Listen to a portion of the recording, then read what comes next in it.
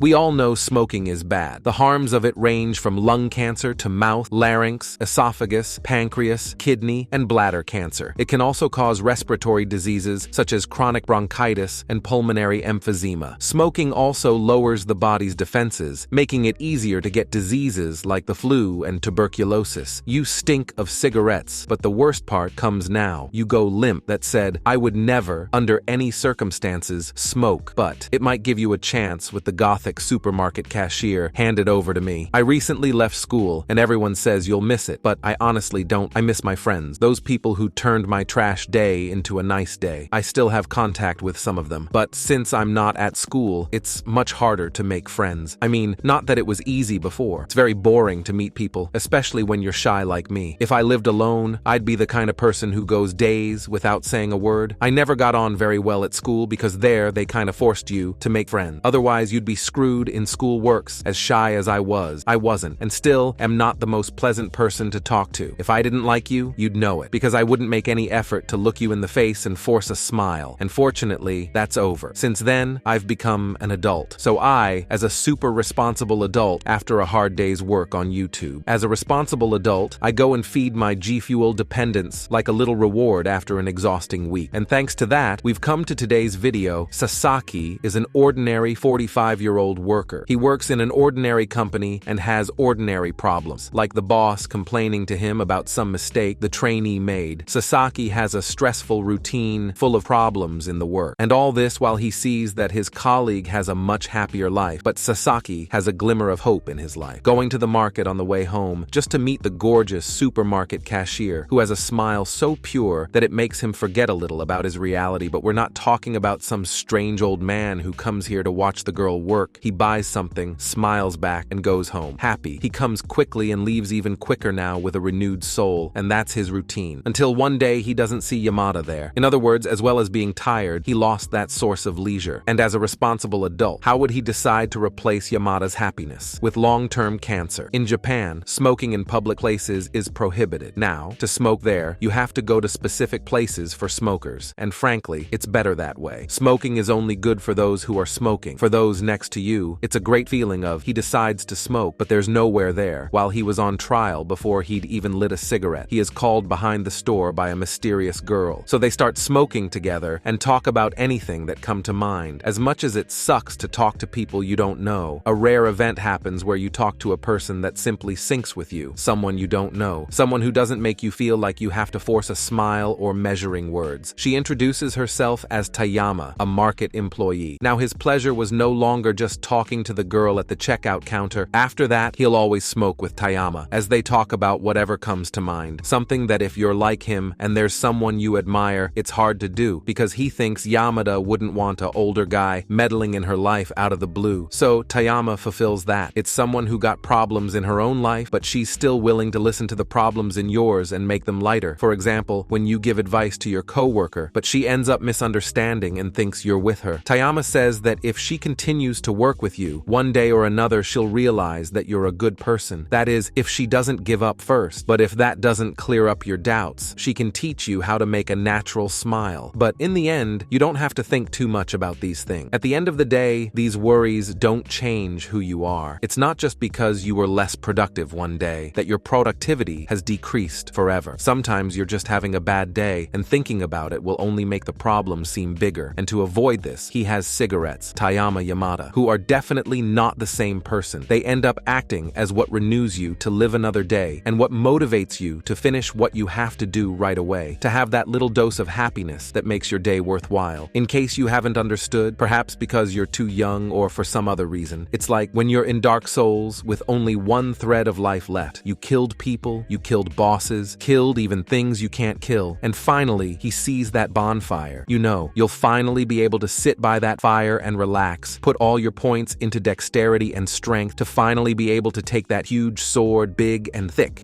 Honestly, this manga is nothing special, and because he's nothing, he's everything. He passes on everything that is his premise, something that doesn't change, that is always there, a comfort zone that always helps you forget your problems for a while, just as Sasaki goes to see Yamada to relax and take a breather from his hectic routine. I also read this manga for the same reason. This manga is all about adults talking about what comes to mind. mind, be it about everyday things, an abnormal event. I think this is something everyone should have. Calm down. You don't need to have a smoking goth behind the market waiting for you. I say about that moment of relaxation, that little moment of leisure that makes it all worthwhile. As an example, whenever possible, I am in call with my friends, whether it's just to exchange ideas or to chat while I edit. Even if they live near me, it's become harder to see them since we left school. Even if my day sucks, I know that if I call them out, my problems will disappear, even for a short time, and when I return to my reality, I'll be refreshed to live another day. Now, back to the manga. Sasaki is a lonely guy. He only has Yamada to talk to. Even if you're scalded at work, he works well. He has his fears, mainly thanks to his boss, and Yamada likes to keep this double role for him, because when she's Tayama, she can be herself. Not that Yamada at the checkout isn't her, it's just that now she doesn't have to worry. If her smile is friendly enough, she can just smoke and tease the little uncle who comes around every now and then. And there's something about these two talking that relaxes me. I've seen a lot of slice of life, but honestly, I've never identified myself, and I always ended up looking at the story, since I've never been a cute girl doing cute things in a club, or, I don't know, a guy who has a beautiful neighbor who visits him every day. And when I see an anime about adult workers, the workers are like, ahem, nothing against New Game. It's a very good anime, but I'm definitely not like that, I think. So seeing an adult who really is an adult in an anime, it's very invigorating even if I'm not a smoker, and I'm not even in my 40s even so, there's a part of me that says it's identifiable, you know? And as the story progresses, they are gradually getting closer, becoming closer friends. And since Sasaki doesn't know that Yamada is Tayama, he's always surprised when Yamada approaches as if they were friends, or when she shows she cares about him. Right after the interactions, she always finishes her things as quickly as possible so she can call him to smoke. And in one of those many conversations, the topic of how they started smoking comes up. Sasaki liked a colleague from college, and that was clear to everyone. He was never very good at hiding his feelings, so much so that she herself already knew. And at the last party from the college, where from now on they won't see each other anymore, she calls him out, where she claims she knew about his feelings, and instead of declaring, he asked if everything was all right, if he's still liking her. He doesn't try to declare himself or anything, so he didn't even have the chance to be turned down or be accepted. And thanks to that, she gives him a cigarette and leaves a while later. When Yamada was still a novice, there was always this guy who came to complain about everything. It seems that every day he was looking for something to complain to Yamada, just as those who relax by chatting, playing, watching something. There are those who get rid of frustrations, throwing them at others, but tired. And speaking of which, a completely mysterious gentleman confront him by making him leave the store. Yamada thanks him, since she was taking that guy insults to heart, calling herself lazy, but he say that's not what she is. Since she was doing her best, it wasn't just that. She didn't know how to deal with customers, and she was a bad worker. If she really loves this job, she would get over it. And seeing that this gentleman who often came and smoked, she started smoking too, and that's how they met. Even if Yamada barely remembers his face, from the start, the manga never tries to hide from you who is who. There aren't 300 lines. What you need to understand, the plot. He's simple, and he wins you over with his simplicity. My experience with this manga was a mixture of feelings. I started out not understanding why they liked him so much. I was angry at how many extra chapters there were, and seriously, I never thought I'd say that. But between chapter 24 and 25, it has like 5 chapters. But I understand how important they are. They make the characters much more alive. It's a very smooth reading, which definitely won't surprise you. It's something you can start reading today and put aside to come back in a year. And even then, you'll understand what's going on and you'll have fun reading. Because here, it's like a bonfire. You know, it's safe here. You're with people who understand you, or at least won't judge you. But above all, you don't have to think too much. Problems are big because we make them big, because we keep hammering them. When sometimes all you need is to stop, relax, and then think about what you have to do. Did you say something wrong? It's okay. It was just once. And if something bigger happens, something horrible, got a problem, got a solution, no need to worry. It's going to be difficult to solve, but it's not impossible. And if it can't be solved, then there's no point worrying about it. It's just a part of life, and that's how life is. It won't always be good, but it still has its good points. And the important thing is to make the most of them.